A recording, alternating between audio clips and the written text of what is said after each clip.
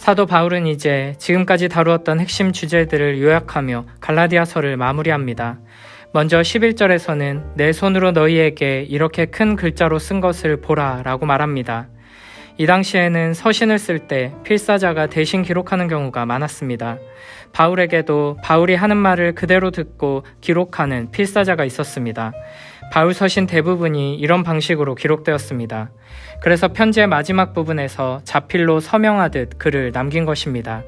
이를 통해 바울의 편지임을 확인하고 있습니다. 그런데 갈라디아서에서는 특별히 큰 글자로 쓴 것을 보라고 말합니다. 이는 이 편지의 마지막 부분이 특별히 중요하기 때문에 주목해서 잘 읽어야 한다는 당부의 의미를 담고 있습니다. 12절 13절에서는 갈라디아 지역에 들어온 거짓 교사들의 잘못된 가르침, 다른 복음에 대해 주의할 것을 당부하면서 그들이 다른 복음을 전하는 동기가 무엇인지 그리고 그 목적이 무엇인지를 드러냅니다.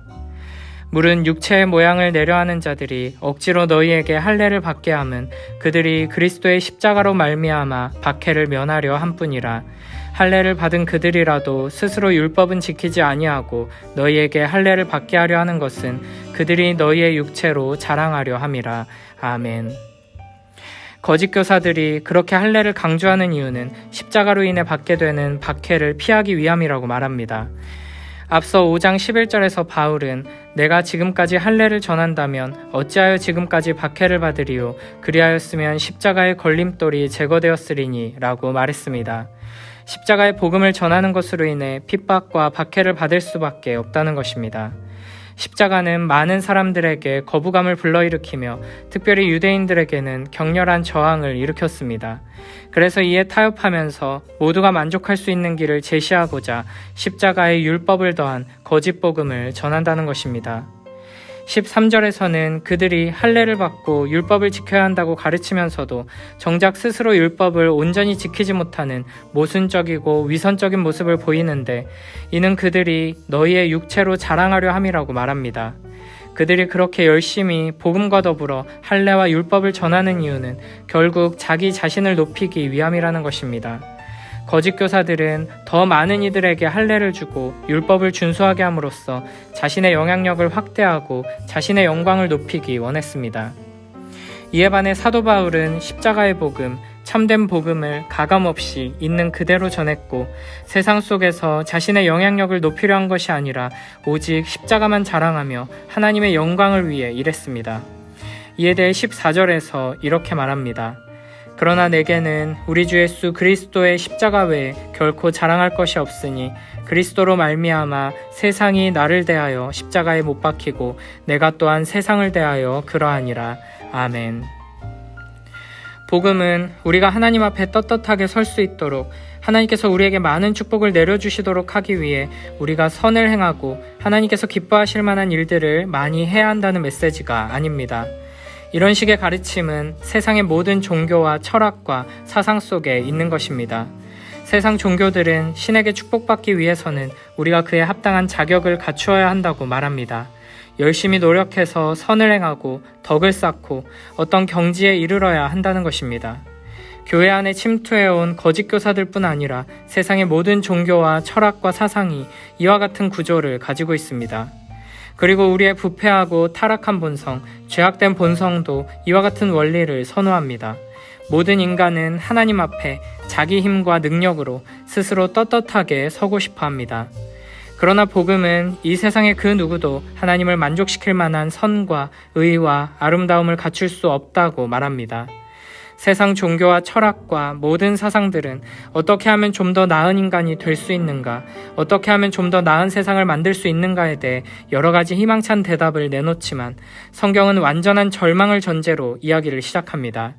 우리에게 필요한 것은 몇 가지 오류들을 수정하고 실수를 바로잡으며 진보하는 것이 아니라 완전히 새롭게 재창조되는 것이며 우리의 힘과 능력과 지혜로는 빠져나올 수 없는 이 죄악의 구렁텅이에서 건진받는 것이라고 말합니다. 이를 위해 하나님께서는 창세전부터 우리를 향한 놀라운 계획을 가지고 계셨습니다. 우리가 하나님을 위해 어떤 좋은 일을 시작하기 전에 하나님께서는 이미 우리를 사랑하기 시작하셨고 우리를 향한 놀라운 구원 역사를 시작하셨습니다. 그리고 우리 주 예수 그리스도를 통해 그 놀라운 사랑을 드러내 보여주시고 구원 역사를 이루셨습니다.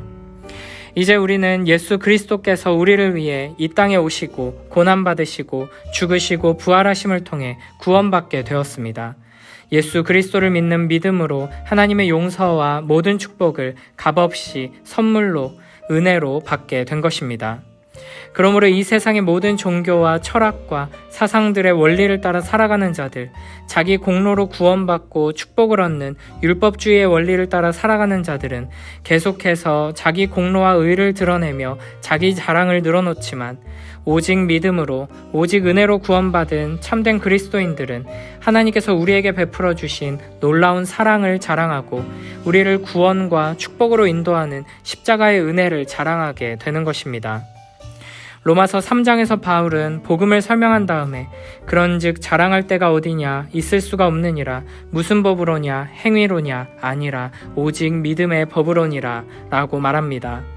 또한 에베소서 1장에서 복음의 영광을 이야기한 다음 2장 8절 9절에서 너희는 그 은혜에 의하여 믿음으로 말미암아 구원을 받았으니 이것은 너희에게서 난 것이 아니요 하나님의 선물이라 행위에서 난 것이 아니니 이는 누구든지 자랑하지 못하게 함이라 라고 했습니다. 고린도전서 4장 7절에서는 이렇게 말합니다. 누가 너를 남달리 구별하였느냐 내게 있는 것 중에 받지 아니한 것이 무엇이냐 내가 받았은즉 어찌하여 받지 아니한 것 같이 자랑하느냐. 아멘. 우리에게 참된 믿음이 있다면, 우리가 바른 진리 위에 서 있다면 우리는 세상 사람들처럼 자기를 높이며 자랑하지 않고 항상 겸손히 스스로를 낮추며 하나님의 사랑과 예수 그리스도의 십자가를 자랑하게 될 것입니다. 초대교회 당시 상황 속에서 십자가는 헬라인들에게는 미련하게 여겨졌을 것이고 유대인들에게는 큰 걸림돌로 여겨졌을 것입니다.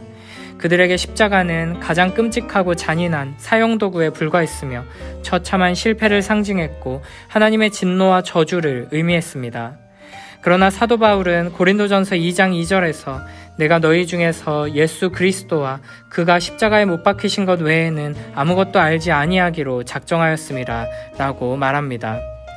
바울은 좋은 가문과 혈통, 학벌, 실력이 있었고 열정과 열심도 있었습니다.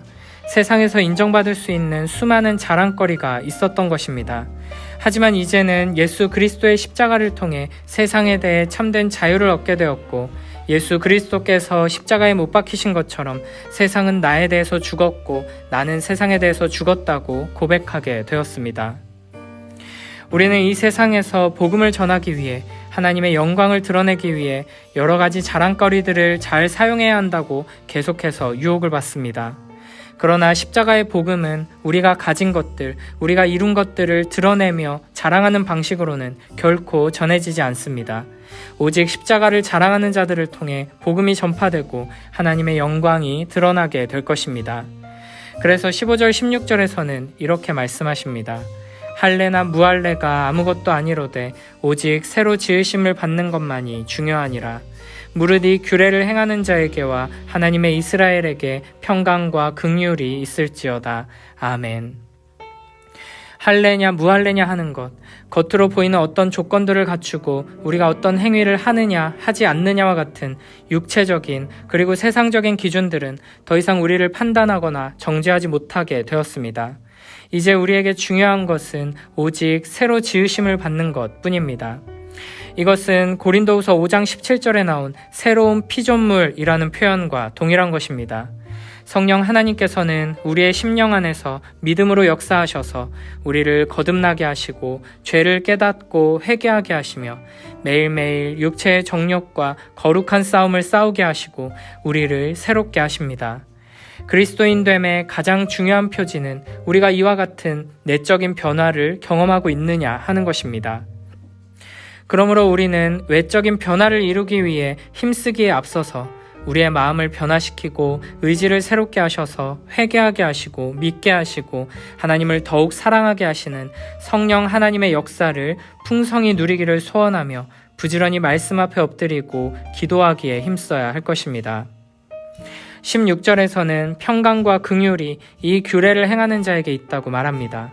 여기서 바울이 말하는 규례는 오직 믿음으로 말미암아 의롭다 하심을 얻는다는 복음의 교리를 의미합니다. 이 참된 복음이야말로 우리가 하나님께 속한 자인지 세상에 속한 자인지를 결정하는 기준이 됩니다. 오직 믿음으로 하나님 앞에 서서 육체로 자랑하지 않고 십자가만 자랑하는 이들에게는 하나님의 평강과 긍휼이 풍성히 임하게 될 것입니다. 여기서 바울은 하나님의 이스라엘이라는 표현을 사용합니다. 할례를 받고 율법을 지켜야 참된 이스라엘이 되어 구원을 얻을 수 있다고 주장하는 거짓 교사들이 아니라 오직 예수 그리스도를 믿는 믿음으로 구원을 받은 우리가 진정한 하나님의 이스라엘이라는 것을 강조하는 것입니다. 이어서 17절에서는 이렇게 말합니다. 이후로는 누구든지 나를 괴롭게 하지 말라. 내가 내 몸에 예수의 흔적을 지니고 있노라. 아멘. 여기서 흔적이라는 단어는 주인이 짐승이나 노예에게 자신의 소유권을 표시하기 위해 도장이나 낙인을 찍는 것을 의미합니다. 바울은 지금 자신의 소유권이 주 예수 그리스도께 있고 그 표시가 자신에게 있다고 말하는 것입니다. 아마도 바울은 그동안 복음 때문에 수많은 핍박과 고난을 겪으면서 몸의 이곳저곳에 생긴 상처와 흉터들을 가지고 있을 것입니다. 이것이 그가 참된 복음을 전한다는 증거이며 예수 그리스도께 속한 자라는 증거가 되는 것입니다. 우리는 거짓 교사들이 말하는 할례가 예수 그리스도의 흔적이 아니라 우리의 힘과 능력으로 얻어낸 어떠한 것들이 예수 그리스도의 흔적이 아니라 참된 복음을 따라 그리스도와 함께 고난받고 핍박당하며 생긴 여러 가지 상처와 흉터들이 예수 그리스도의 흔적이라는 것을 항상 기억해야 합니다. 도마가 예수님의 몸에 있는 못자국과 창자국을 보고 만져보지 않고는 믿지 못하겠다고 했던 것처럼 이 세상은 우리들을 향해서, 교회를 향해서 너희에게 참으로 예수 그리스도의 흔적이 있느냐고 질문합니다. 이는 예수 믿어서 잘되고 형통하고 축복받은 증거들이 있느냐고 묻는 것이 아닙니다. 예수 그리스도와 함께 고난받고 십자가에 달려 죽은 그 사랑과 희생의 상처가 너희에게 있느냐고 질문하는 것입니다. 우리가 예수 그리스도께서 이 땅에서 고난을 받으시고 십자가의 길을 가셨던 것처럼 이 땅에서 사는 동안 예수 그리스도의 제자로서 고난받고 십자가의 길을 걸어가며 생긴 상처들을 부끄러워하지 않고 오히려 거룩한 훈장처럼 영광스럽게 여기며 살아갈 때, 그 십자가를 자랑하며 살아갈 때 우리를 통해 예수 그리스도의 복음이 전파되고 하나님의 영광이 드러나게 될 것입니다. 바울은 갈라디아서를 시작하면서 1장 3절에서 우리 하나님 아버지와 주 예수 그리스도로부터 은혜와 평강이 있기를 원하노라 라고 말했습니다. 그리고 갈라디아서를 마치면서 마지막 절에 형제들아 우리 주 예수 그리스도의 은혜가 너희 심령에 있을지어다 아멘 이라고 말합니다. 겉모습이나 행위가 아니라 삶과 인격의 중심인 심령에 은혜가 있기를 구하는 것입니다. 바른 믿음 위에 굳게 서서 참된 은혜를 풍성히 누리며 오직 십자가만 자랑하며 살아가는 복된 우리 모두가 되길 축복합니다. 하나님 앞에 스스로 서기 위해 힘쓰는 삶이 아니라 하나님의 은혜가 우리를 세워주심을 알고 하나님께서 우리를 위해 행하신 일을 굳게 붙들고 의지하며 나아가는 복된 우리 모두가 되길 축복합니다.